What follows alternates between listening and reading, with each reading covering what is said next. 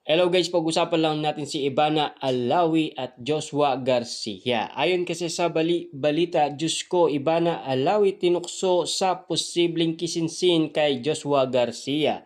Ayon sa karagdagang balita, pumirma ng bagong kontrata sa ABS-CBN ang aktres vlogger na si Ivana Alawi sa ginanap na renewal of contract niya. Kamakailan tinanong kung sinong kapamilya star ang type niyang makatrabaho in the future. Say niya gusto niya makasama sa teleserye ang mga artistang nagpakita na ng usay sa pag-arte. Hindi naman napigilan ni Ivana na matuwa ng tuksuhin siya ng host na si Robby Domingo tungkol sa posibleng project kasama si Joshua, lalo na pagdating sa kissing scene. Trabaho po, sambit ni Ivana habang tumatawa. Hindi pa rin nagpapigil si Robby at muling inasar si Ivana nang tanungin kung kakabahan ba siya sa pakikipag-alikan o intimate scene sa Unbreak My Heart actor. Para mas kakabaan siya, wika ni Ivana.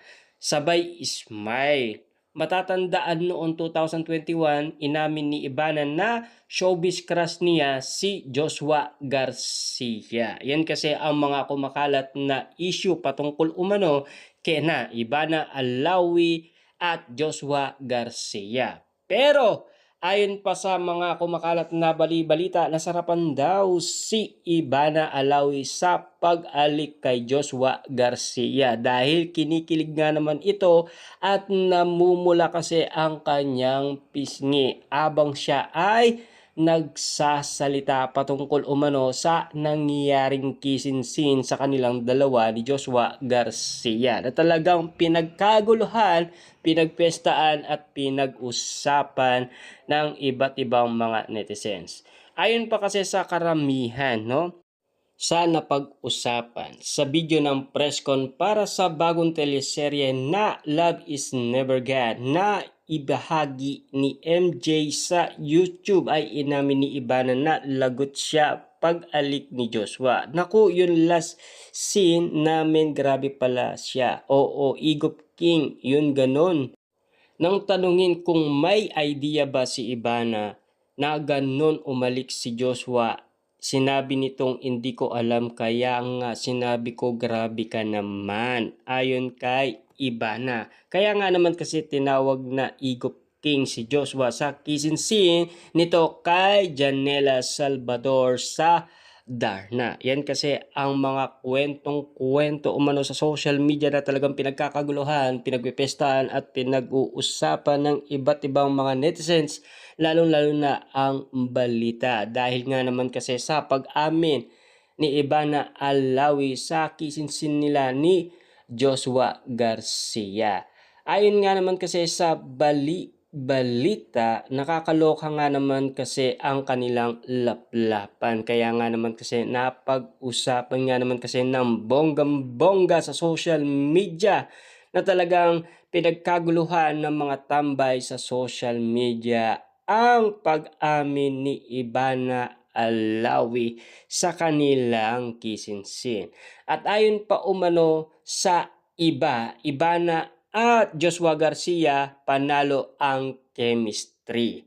Agaw eksena ngayon sa social media ang tambalan ni Ivana Alawi at Joshua Garcia matapos mapansin ng netizens ang kanilang swak na chemistry. Bibida kasi ang dalawa sa upcoming action drama serye na Love is Never Gone. Ibinahagi ni Ivana sa Instagram ang maikling preview ng serye. Based sa teaser, tampok ang intense action scene at romantic moment na magpapakita ng ganda ng tambalan ng dalawa na siguradong magugustuhan ng kanilang fans. Kinuhanan pa ang ilang eksena sa Morocco na nagbibigay ng kakaibang backdrop sa serye. Sa ngayon, wala pang ibang cast na inihayag kaya mas lalo pang tinutukan ng publiko ang Ivana at Joshua Garcia. Kaya nga naman kasi napapag-usapan ang dalawa dahil paganda ng paganda ang kanilang teleserye. Kaya nga naman kasi palong-palo ang kanilang chemistry sa mga netizen dahil gusto nilang mapanood ang kanilang tambalan, lalong-lalo na ang kanilang teleserye. Kaya nga naman kasi nawindang umano ang mga netizens dahil sa igop ni Joshua Garcia dahil naramdaman ni Ivana ang igop king. Yap, ito ang inamin ni Ivana nang ipakilala ulit siya bilang muka ng face product line ng brand Skin Essential. Grabe raw talaga si Joshua. Hindi niya raw inaasahan na ganon kalakas ang igop nito. Igop King ang bansag kay Joshua ng iba dahil ganun nga raw ang style nito sa mga kissing scene. Magkatambal sina Ivana at Joshua sa unang pagkakataon sa romance drama ng Love is Never Gone na kauna-unaan din Pilipino teleserye na kinuhanan sa Morocco.